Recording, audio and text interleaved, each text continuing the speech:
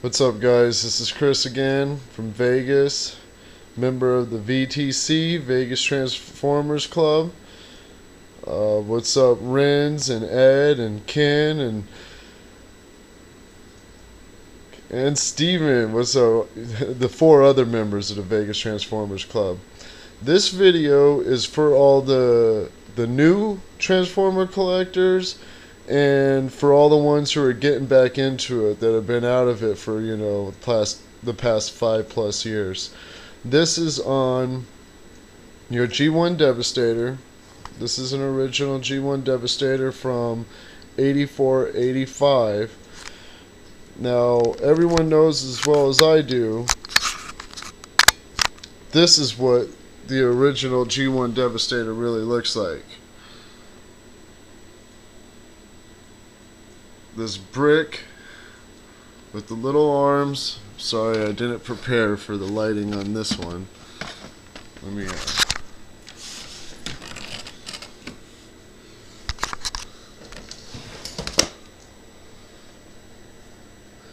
This is one of the small WSTKOs, but it's the same mold as what our G1 Devastator was.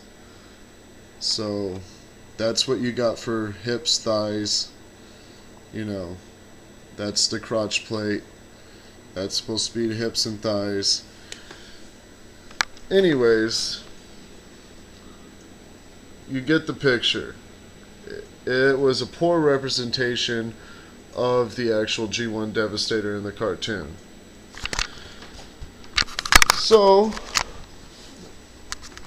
for all of you who don't know the difference between a third-party company and a FRENZYRUMBLE or what have you, third-party companies are fans like us that are very talented, who take the original molds and make upgrade pieces for them to make them look more accurate as far as the cartoon goes. Crazydevy is my favorite third-party company, and this is why. I loved Devastator in the 80s, but I always thought it was a tremendously poor representation of him. Now, this is with all 5 upgrades. The first of the upgrades was the head. It has a LED lights in the eyes, and it's much more G1 accurate. So that's the first upgrade, called CDMW-01.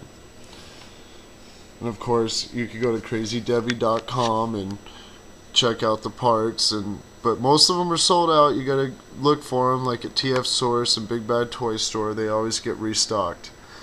So after this, they made the CDM-02, which was the hips and thighs. The original ones, the original CDM-02 were purple thighs with these green kneecaps and pelvis area. They came out with another one, CDM-02, with the little asterisks, which was the silver legs with purple kneecaps and pelvis. What I did is I just swapped the pelvis and kneecaps from the original set and put them on the new silver leg set, just because I felt like it flowed better together. But as you can see, it adds all the articulation to the knees, gives them a lot of height, and a much better center of the body. Okay, so after that, they came out with the articulated hands. And here's some shots of them, which were much better than, the little blocks of plastic that we were given for hands prior. And in his hand, see if I could get a good picture, is one of the Impossible Toys, which is another third-party company called Impossible Toys, Spike and Sparkplug figures. They're G1 accurate and to scale. There goes Spike. And his Pop's right there. Very concerned about his safety. But these guys are great. $12, and they're to scale with a lot of your G1 figures and just really look good. But anyways, back to Crazydevy. So these were the next upgrades. I think they were CDM-04 or 05. I'm not sure. I get kind of confused on the but you'll be able to check it out on Crazydevy.com. After the hands is when they came out with the forearms. Now the great thing about the forearms is not only do they look tremendously better, but they add a great deal of articulation and movement. Let me get over this side.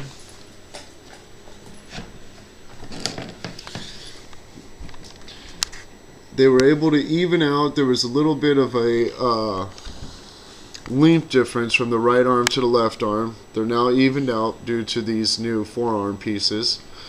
And they do add a lot of articulation and stuff to them. There's swivels in the forearm. You can see how this forearm is straight up and down, but then this one is side to side.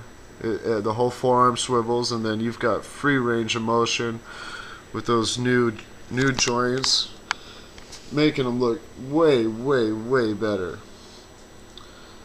So now that's 1, 2, 3 upgrades so far that we've covered. The head, the thighs, CDM01, CDMW02, and then there was the hands, which was the third upgrade for the G1 Devastator, and then the forearms. And then after the forearms is when they came out with this piece. As you can see, that purple swivel piece that's in between the dump truck and the crane, that adds swivel articulation. You can see how I've got him slightly swiveled. I'm using that piece, plus it gives him a thinner, taller look, which is just awesome if you ask me.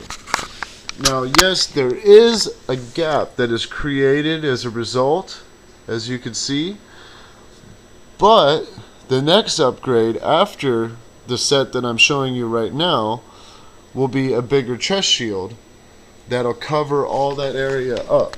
You'll see much more open area on this side. But you can also see how the mechanism works. It just fits in between and allows a swivel right there. Now this is not the only thing that comes with this set. Also comes, you see how his right arm is arched inwards?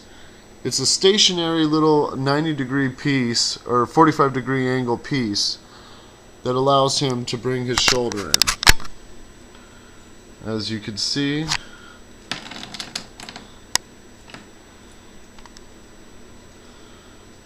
but it doesn't move or anything. It just adds for, if you want that particular pose, you can have it now.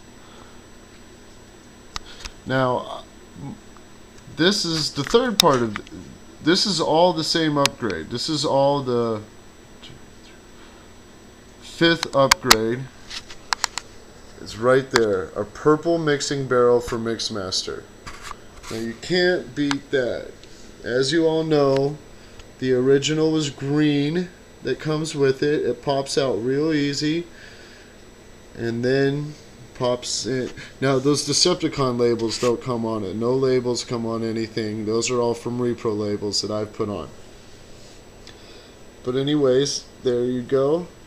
The purple mixing barrel. So in this last set, you get the extension for the body with the swivel for the upper torso, the 45-degree shoulder arm thing, and you get the purple mixing barrel.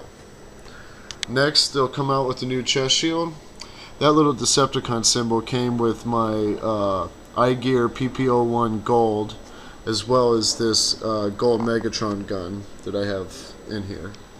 iGear is another third-party company that started out mainly with the known for the mini Masterpiece Primes, as the Hasbro version of Masterpiece Prime is way out of scale with, say, MP Grimlock and the Seekers. So they corrected that. But real quick, now these Dinobots are called WST Dinobots, and this was the comic edition, which is a really chromed out version of the WST, World's Smallest Transformers. And this too is also a third-party company. There were originals, but Takara stopped making them, and so a third-party company ran with it and made these, and I really liked them for my Crazydevy display, as everyone that knows about Devastator knows that they were always fighting with him. And there's the WST Shockwave they just recently came out with, and the WST Blaster. Mine was customized by Incline Designs. That's why it's so unbelievably perfectionly perfect, beautiful. It's even got my initials on the Razor Claw figure inside of his chest. So yeah, that is just no joke. And then that's a WST Megatron. Hasbro did make an official version. They're way too much. The third-party company has remade them and made them affordable. Well, $25 for a tiny figure is not terribly affordable, but anyways, I think that pretty much covers that display and a lot of third-party stuff and the Crazydevy upgrades. See, it's a huge difference from what my G1 Devastator looked like before the upgrades. It made it worth doing this whole little display. And the case that I have it in is just a cheap little $15, $20 glass case from a local Japanese discount store. Cheap cases make it extremely easier to keep your stuff dust-free, clean, and they're easy to get into if you want to mess with them. I just keep mine on display or what have you, so this is perfect for me. I don't ever have to clean them, and it actually makes them look a tidbit nicer. Hope this helps, and what's up, Craig Andrews in Australia? Later, y'all.